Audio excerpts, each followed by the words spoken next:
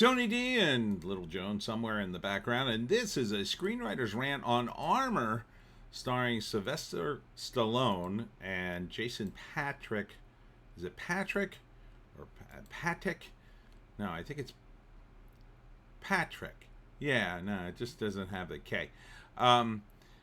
Patric is the armored guard at an armored car transport company, and Stallone plays a bad guy.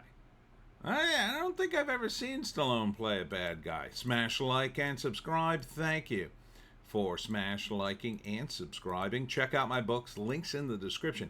Comedy Heart in South Jersey. It's the Pineys. Books 1 through 15. Available at Amazon.com. Don't forget, Kindle Unlimited is free. This has become the sign that an old action star has finally been put out the pasture, sadly. When they start playing bad guys. It's kind of over. And this is really sad to me because Stallone, I've always said, is very talented. I wish he would make smaller movies, not action movies sometimes. November 22nd. I mean, listen to me saying don't make an action movie. I love action movies, but Stallone is old. He's old. It's hard for him to make an action movie and be realistic at this point. But he is good. In Copland, he's so amazing. He's capable of playing characters with depth. So why not play a character with more depth? Why not do a movie more like Copland? Why not do a crime thing where there's a mystery and corruption? There'd be some action in it. Would it be at least mildly realistic? Instead, it's like, I guess the check cleared, and here he is in armor. Jason Patric just sort of blends into the background. Ever since Jason Patric, like when he was like young, handsome man, young leading man, he had a really sort of striking look about him. These days, he kind of blends in for me. He's not a bad actor, but he's just sort of there. And Stallone is there, but really it's his henchmen that seem to be doing all the emoting. I'm just kind of disappointed he would make a movie like this. I really am. He's got so much money. And how much more time does a talent like Stallone have? Right? Okay, he's making Tulsa King. I hear that's okay.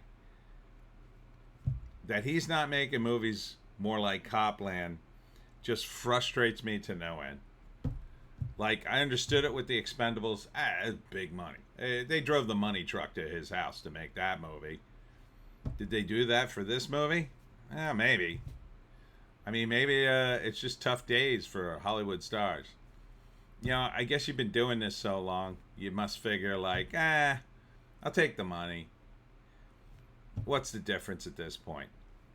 It just the sense of it is, to me, that the light has gone out on the creative end for Stallone, and it was lit for so long.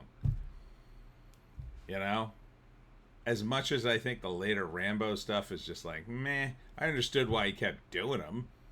People liked them, and it's his big movies. But man, I wish he'd do something different. I wish he'd go back to arty movies, because I think he's very capable. But oh well. Would I see this? Yeah, I mean, if it's on. I mean, I wouldn't go out of my way to look for it. Looks like your standard bank robber movie. First act, and it's lower budget, right? First act, to set up the armored cars, getting ready. They're transporting something special. Stallone's guys are getting ready. They meet on this bridge. It's all part of the plan. And they set off some charges, flip over the armored car, but they can't get in. So now they got to break it. And Jason Patric has a plan to save the gold and save themselves. Basically, they establish very early on that they can't let leave the witnesses alive. Right? Now, could they? Sure. In fact, I think it's kind of a stupid plot point for them to be without any mask, even on a bridge like this where they probably set it up that there's no cameras, because there's anybody's got a phone is going to have a camera. So yeah, they should have masks, 100%. Anyhow, it becomes a trapped in an elevator movie, except it's Jason Patric and his injured guys trapped inside the armored car as the armored car guys plot against the bank robbers to keep them from getting in. They somehow sabotage their tools, maybe. Maybe they get out just as the bank robbers are getting in, and they've got to fight their way to survival, and then they get into a shootout. Looks like they somehow get the armored car into the water. Not sure how. I guess maybe during the gunfight, they go back inside the armored car and seal themselves in again, and then the bank robbers figure, well, we'll get rid of them by throwing the armored car into the water, which they somehow managed to do. And then it starts to sink, and then they got to escape that. And then they have to stop the bank robbers, I guess. Is there no way that they could have just taken the money and thrown it outside and stayed inside the armored car? Seems like there would be a way. And how does Stallone and his guys have so much time to, use a blowtorch to get inside an armored car? It seems like the cops would be here.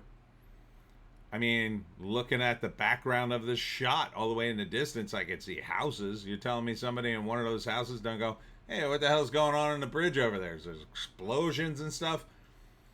Pretty sure they would have called the cops relatively soon after the event. Don't think you have the full 90 minutes to do this. But all right.